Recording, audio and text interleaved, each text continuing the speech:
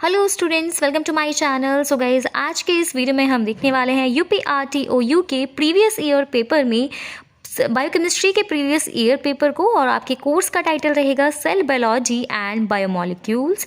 PGBCH 101 का ये previous year paper है और यहाँ पर मैक्सिमम मार्क्स आपको पता होंगे 70 मार्क्स का ये पेपर रहता है और टाइम आपको 3 आवर्स का मिलता है इसे कंप्लीट करने के लिए। सो गाइज, अगर आप चाहते हैं मैं आपके लिए सारे क्वेश्चन पेपर्स UPRTO के अपलोड करती रहूँ तो आप चैनल को सब्सक्राइब कर लीजिएगा, चैनल को सपोर्ट दीजिएगा।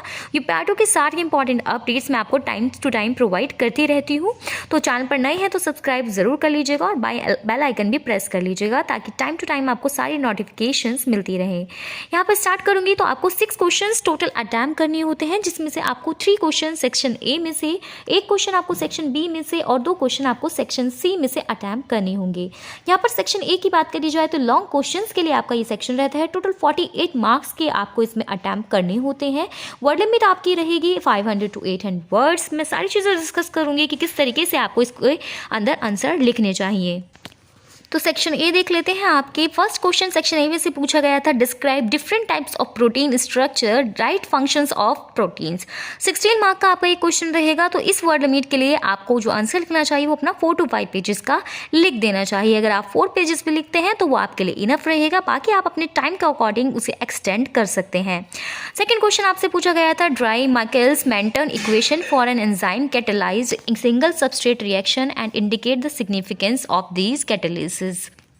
नेक्स्ट क्वेश्चन की बात करी जाए तो थर्ड क्वेश्चन आपको दिया गया था। यहाँ से आपसे पूछा गया था, describe nucleic acids and mention their functions.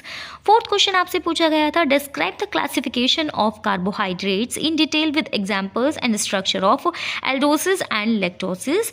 Fifth question की बात तो आपसे फ्लूइड मोजाइक मॉडल के बारे में पूछा गया था, of biological membrane and mention their functions. ये आपका क्वेश्चन कई बार रिपीट हुआ है और कई बार ये 10 मार्क्स के अंदर रिपीट हुआ और कई बार आपका 16 मार्क्स के अंदर भी रिपीट हुआ है, तो इसे आप ज़रूर प्रिपेयर कर लीजिएगा। सेक्शन बी स्टार्ट हो जाता है। आपके लॉन्ग क्वेश्चन 5 आए थे, आपको 3 अटैम्प्ट करने थे। अब सेक्शन बी में आपको 2 क्वेश्चन देखने के लिए मिलेंगे, जिसमें से आपको 1 अटैम्प्ट करना होगा।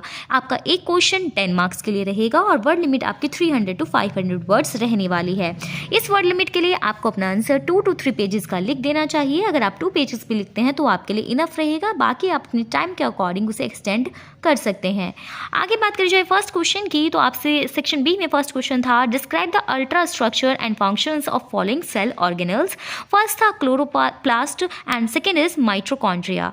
अब सेवेंथ क्वेश्चन की बात करी जाती है तो नेक्स्ट आपको शॉर्ट नोट से लिखने थे, या तो आप फर्स्ट अटैम्प्ट कर सकते हैं या फिर ये वाला सेकेंड अटैम्प्ट कर सकते हैं, जिसमें आपको फर्स्ट शॉर्ट नोट लिखना था, central dogma and its significance. ये आपका लॉन्ग क्वेश्चन में भी पूछा जा चुका है सेंट्रल डॉग्मा के बारे में।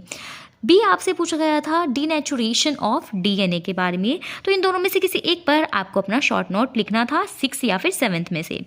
सेक्शन सी स्टार्ट हो जाता है। शॉर्ट क्वेश्चंस के लिए आपका सेक्शन रहेगा, जिसमें से 12 मार्क्स के लिए आपसे क्वेश्चंस पूछे जाते हैं, यानी कि 6 मार्क का आपका एक क्वेश्चन रहता है। वर्ड लिमिट आपकी 150 to 300 वर्ड्स रहती है। इस वर्ड लिमिट के लिए आपको अपना आंसर 1 to 1.5 पेज का लिख देना चाहिए। अगर आपको टाइम लिमिट ज़्यादा लगती है तो 2 पेज में एक्सटेंड कर सकते हैं इसको, वरना 1 पेज आपके लिए इनफ रहेगा 6 मार्क के क्वेश्चन के लिए। चलिए फर्स्ट क्वेश्चन देखते हैं। तो ये क्वेश्चन आपसे पूछा गया था, describe the structures and functions of following cell organelles.